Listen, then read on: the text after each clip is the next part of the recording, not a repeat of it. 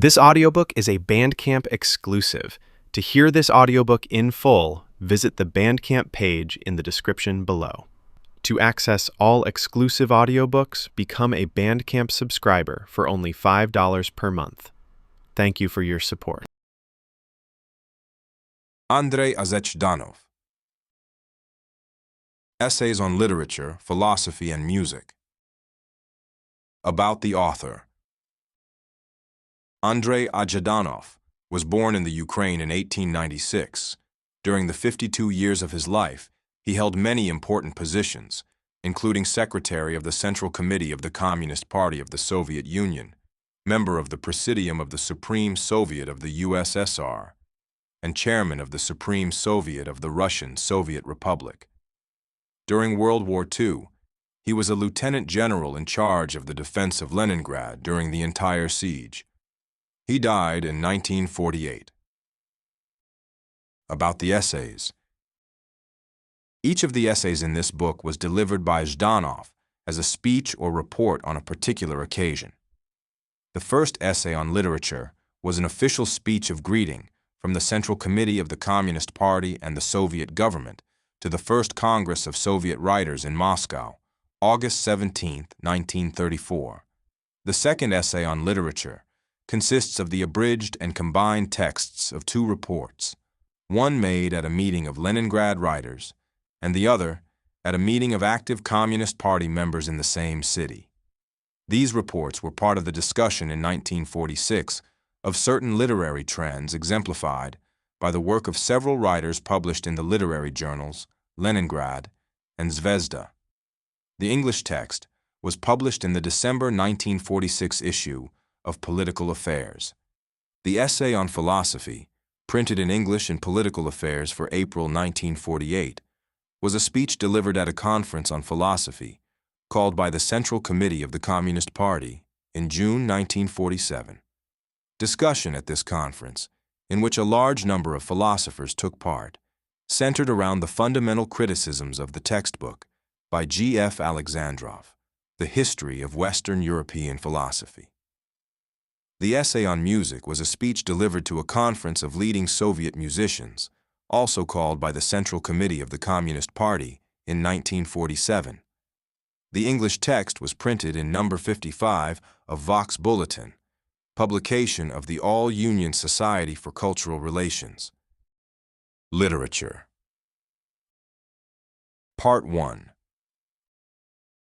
Your Congress is convening at a time when the main difficulties confronting us in the work of socialist construction have already been overcome, when our country has finished laying the foundations of a socialist economy, achievements which go hand in hand with the victory of the policy of industrialization and the building of state and collective farms.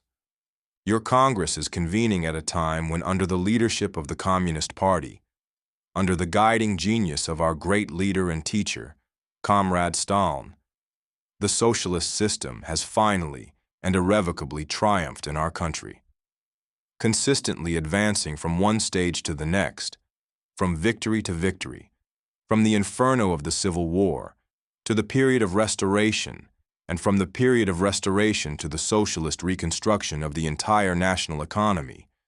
Our party has led the country to victory over the capitalist elements, ousting them from all spheres of economic life.